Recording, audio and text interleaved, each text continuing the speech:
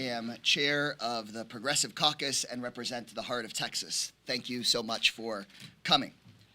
On his first day in office, Donald Trump showed the American people exactly who his administration is serving, the richest handful of people on the planet.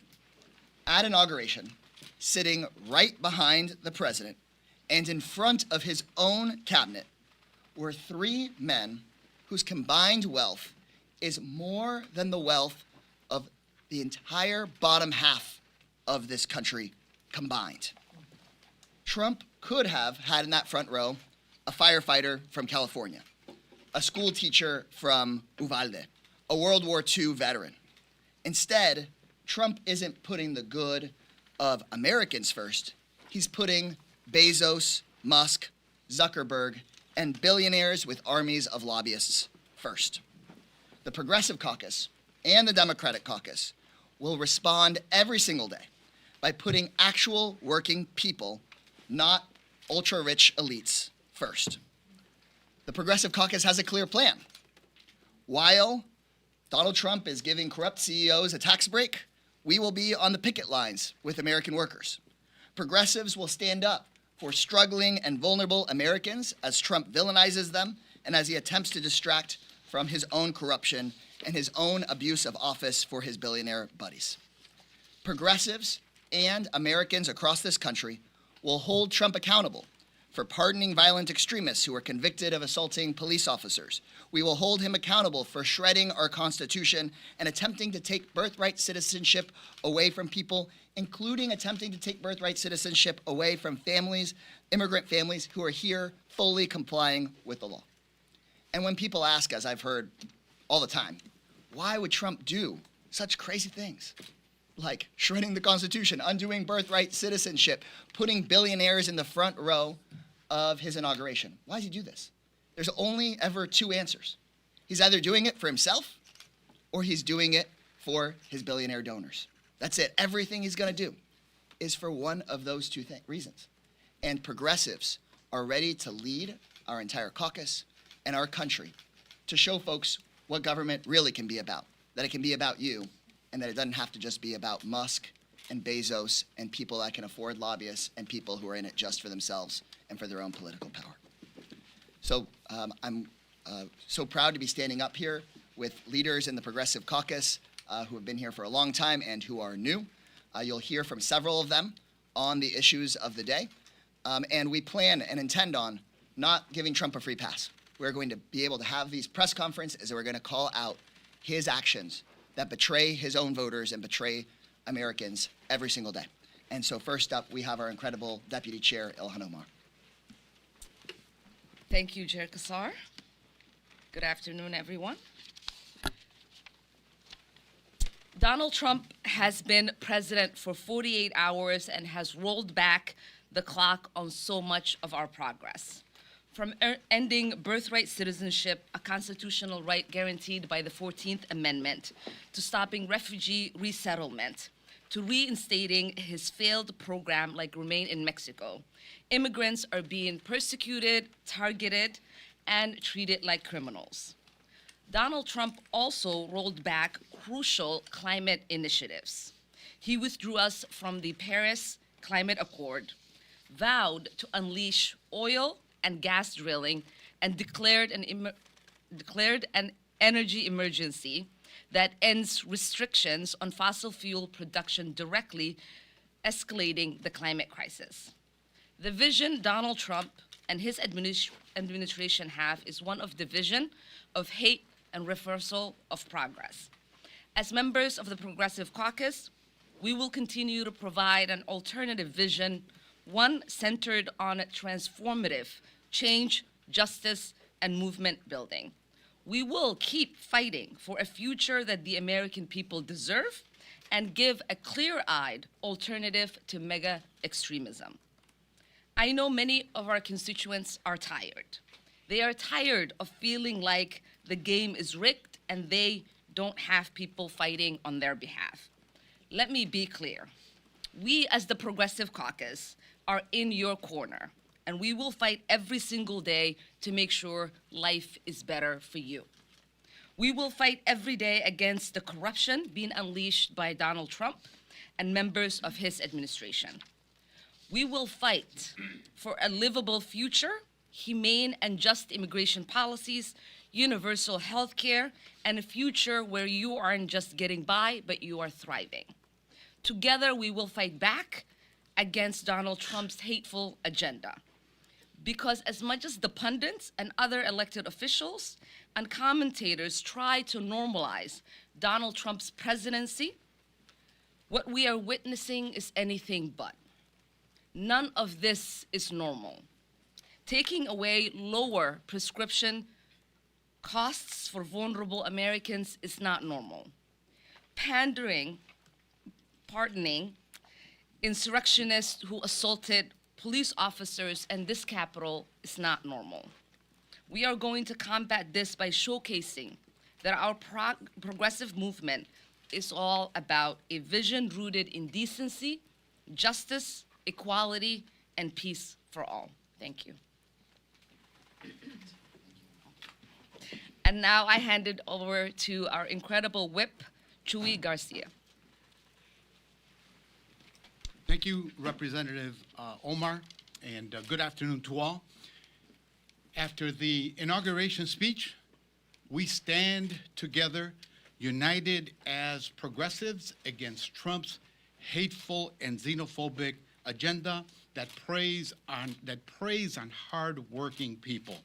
The impact of the executive orders issued yesterday by Trump and his regime is personal to me. I am an immigrant who represents a district with many immigrants. 1 of every 3 people is foreign-born, and they've come from Mexico, Central, South America, Italy, Poland, Ireland, Germany, Haiti, China, among others. And in Illinois, 2 out of every 7 U.S. citizen children have an immigrant parent. These are hardworking, mixed-status families that deserve to stay together. Instead, Donald Trump is abusing the power by trying to take away birthright citizenship. This is blatantly unconstitutional, evident by actions taken now by 22 attorneys general in cities across the country. Simply put, it's un-American to attempt to invalidate our immigrant contributions and histories, but let me be clear.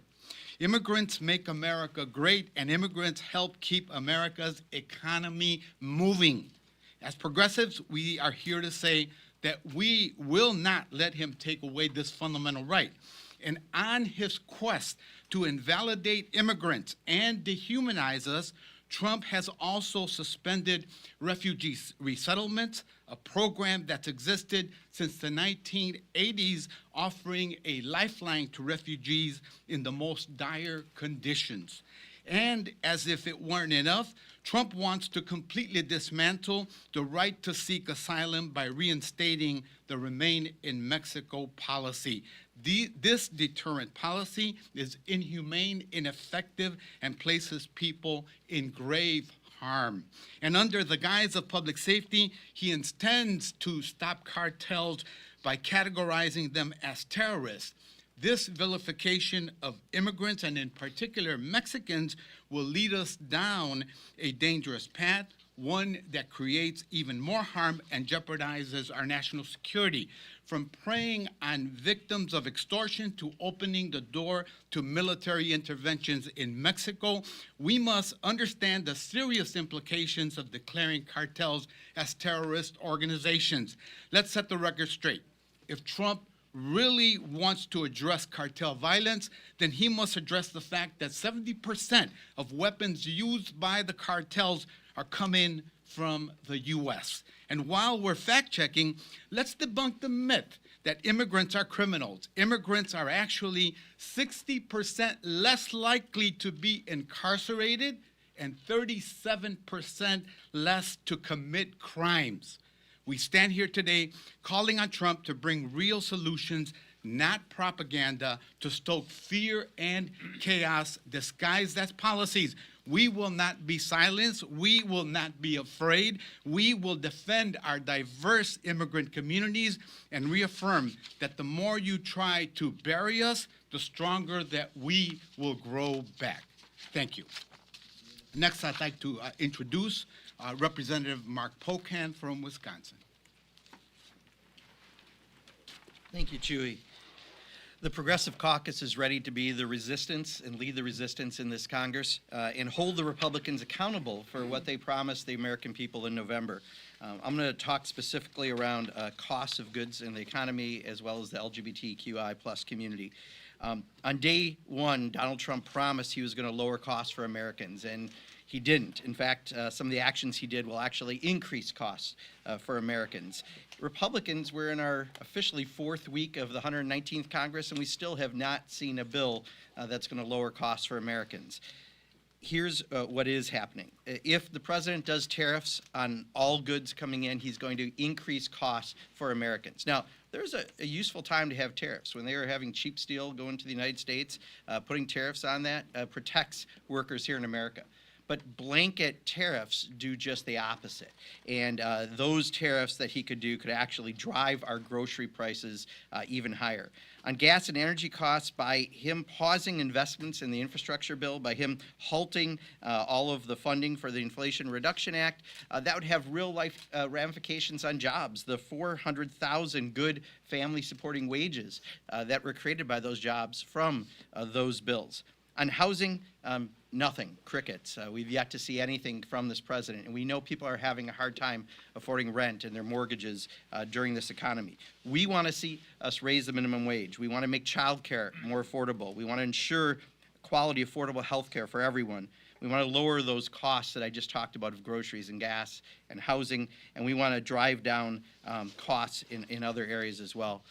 Specifically for the LGBTQIA plus community, this is going to be a tough Congress. I spent Monday not here at the inaugural. I spent it in service for Martin Luther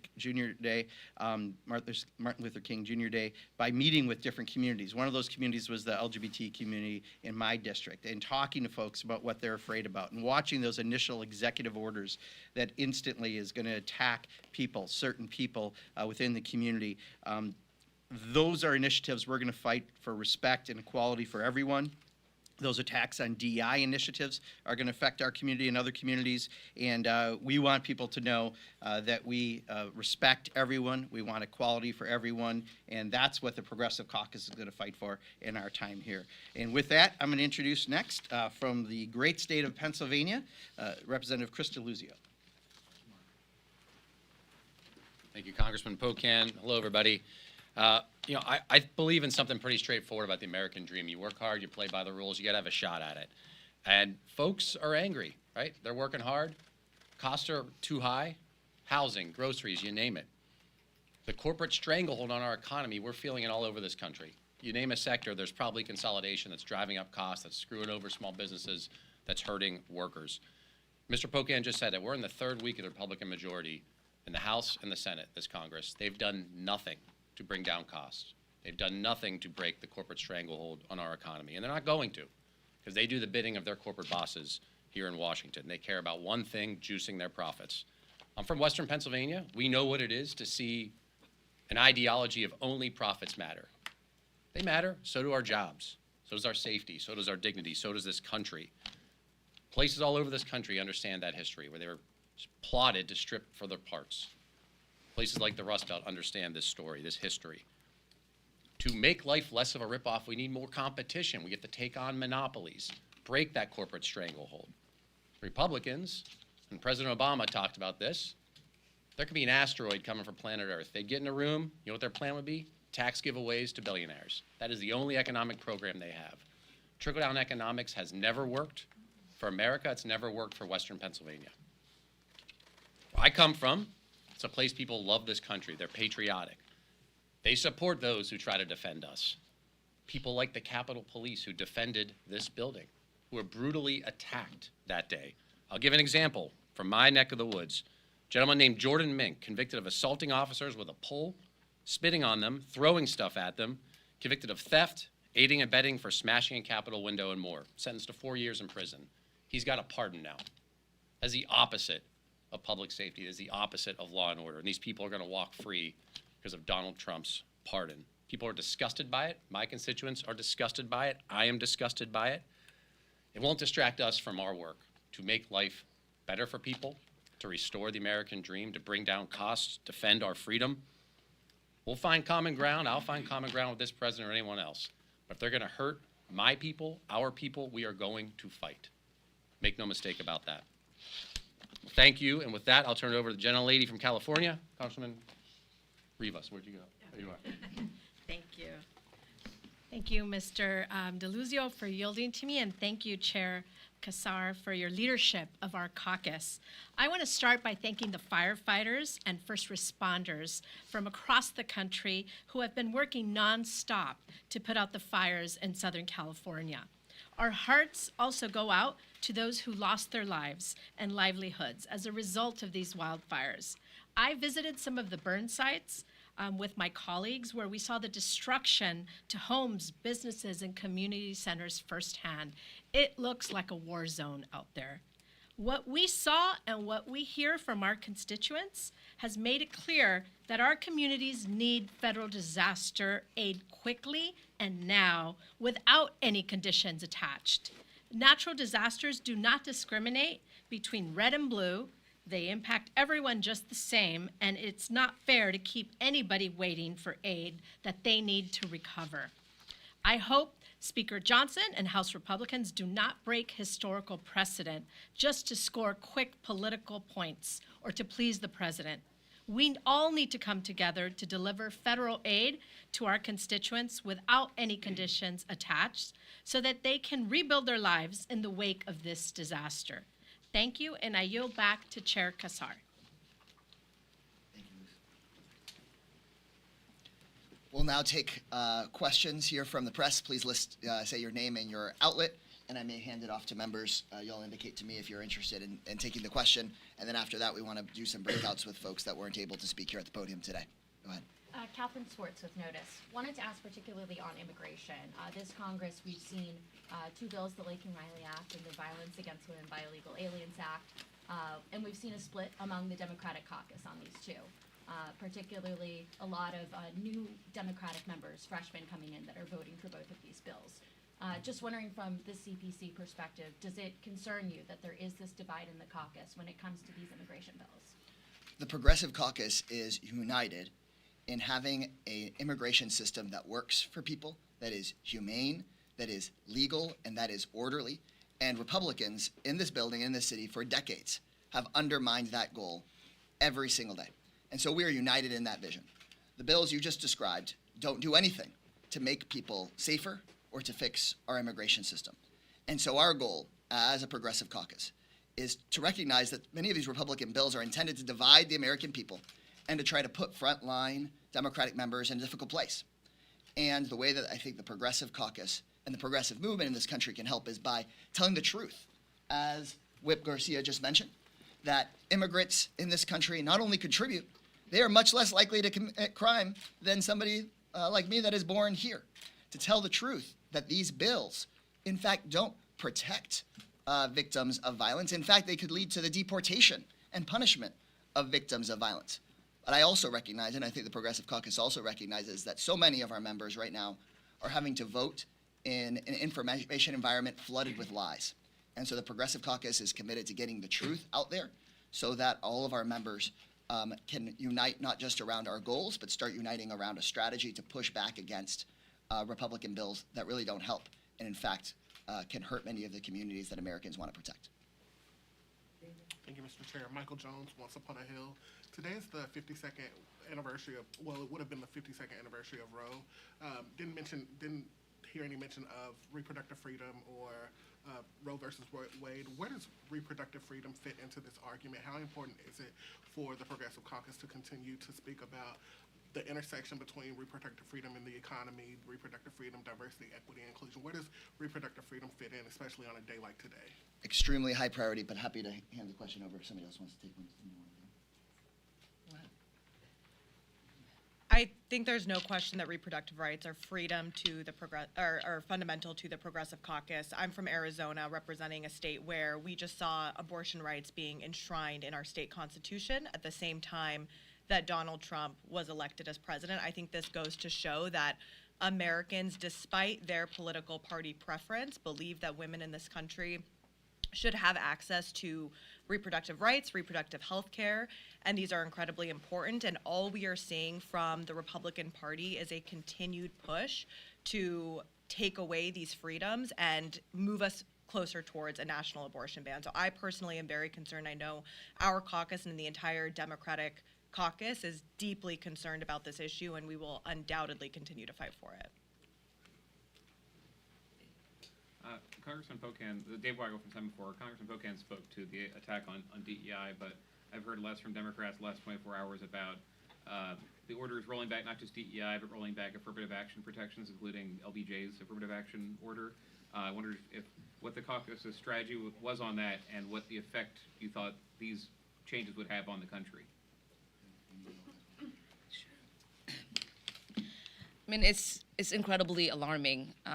We as a country strive to create a more equitable space for everyone. I think the misinformation and disinformation on what DEI hire is has been that there's an individual hired because of their diversity, and many of these positions are positions in which the person is responsible for diversifying the workplace, for recruitment, for retention, for creating a space that is welcoming for everyone. And it is unfortunate at this moment, as they are suspended with pay, that we are paying people not to work. And I think to have tax dollars go out to individuals who are actually not doing work at this moment does the opposite of efficiency. When they talk about creating a more efficient workplace, that is what DEI hires essentially do. These people that are in these positions are trying to create an environment where the most efficient people for the job are hired. And so we're going to do everything that we can, again, to fight against the misinformation that is out there by putting out the correct information on what these titles actually means, what diversity, equity, inclusion actually stands for, and what kind of jobs are going to be lost, and how that's going to impact the workplace in this country. I'm Andy Picone. I'm with E&E News, Energy and Environment News at Politico. I'm curious about the energy and climate strategy. What would the CPC like to see on that front beyond messaging? What are the actual, actions, concrete things that you and your offices can do, from the office level, committee level, on the floor to push back? All right. Well, good afternoon, everyone. I'm Melanie Stansbury, and I serve on the Natural Resources Committee and am the newly minted subcommittee ranking member for the DOGE subcommittee. So to address this question on energy and environment specifically, we are going to fight back against Donald Trump's anti-climate and anti-environmental agenda. On his first day in office, he outlined an energy emergency. What Americans need to understand is that we have the highest level of oil and gas drilling, not only in the history of the United States, but of any country on the planet right now. And in spite of that, Donald Trump issued a series of executive orders that roll back our commitments under the Paris Climate Accords, that roll back everything that we've done under the Inflation Reduction Act to address our climate emissions. They've rolled back protections for the Outer Continental Shelf and public lands across America. This is not about spurring energy security in America. It's about giving billionaires and millionaires and multinational oil and gas companies kickbacks for their campaign donations. I think it's important for folks to remember that Donald Trump literally invited oil and gas executives to Mar-a-Lago just a few months ago and actively solicited $1 billion in campaign donations in exchange for removing us from the Paris Accords, as well as basically destroying the clean energy initiatives that the Biden administration did. And guess what? Donald Trump delivered on day one.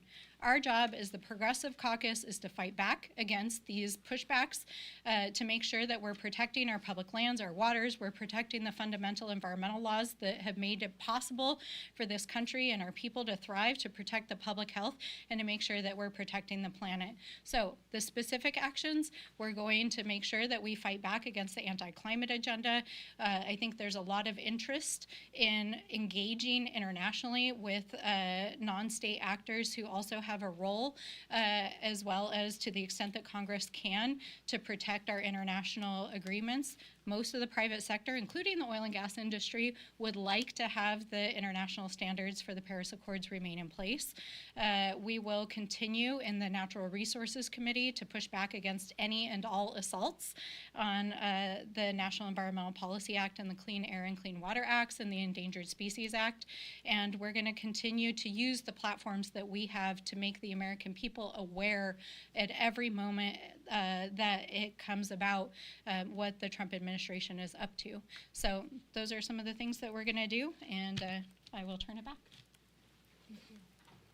I think we'll take one more, and then we'll we'll all be available to sort of do individual interviews. Go ahead. It's so tough because obviously there's been a lot of action from the Trump administration, a lot of executive orders. A lot of people have sleep reading them. But I wanted to ask about refugees in particular, because that's something close to your caucus, and we have a former refugee here right now. What do you think about the Trump's, if we don't know, indefinite ban on refugee admissions in that program? What does that mean? And what are you hearing about that from your constituents potentially? Well, my understanding is that it's a 90-day pause for them to examine. We also know that there's a reinstatement of what essentially will become the Muslim ban, as he's directed the Attorney General to look at identifying countries for that ban.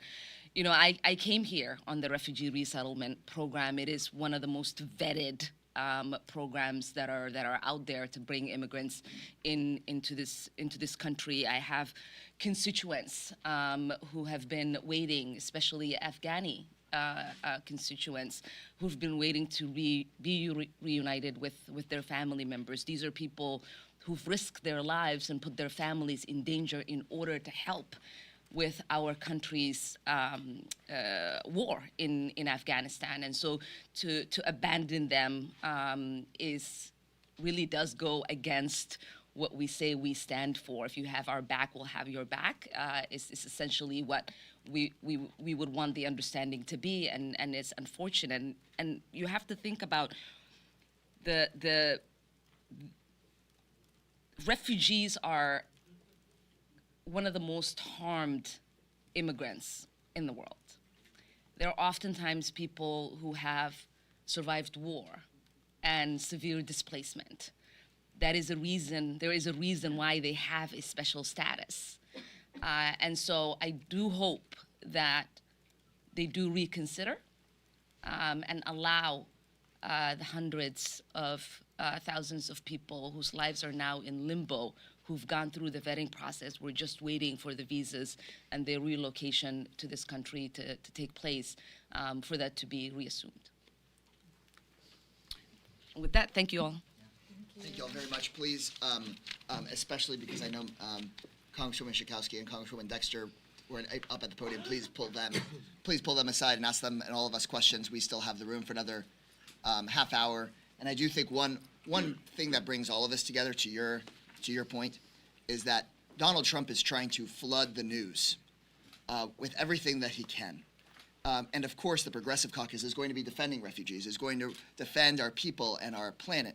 But Trump doesn't want to be held accountable for his most egregious actions that he took here in the last couple of days.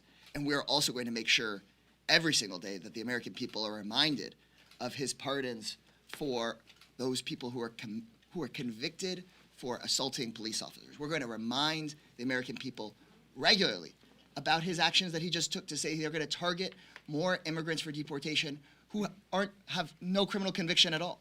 We're going to make sure that the American people are reminded about Donald Trump's action just a couple of days ago to raise prices for medication for Americans. I mean, he signed an executive order repealing our protections for Americans, and he's trying to jack up prices of pharmaceuticals for big pharma. And so he is trying to flood the news with all of these actions, We're going to hold him accountable and defend the vulnerable, but the Progressive Caucus won't just be caught on the back foot on defense. We will continue to go on offense.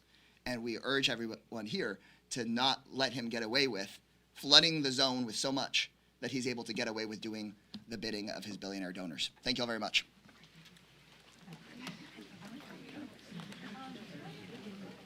And I know I should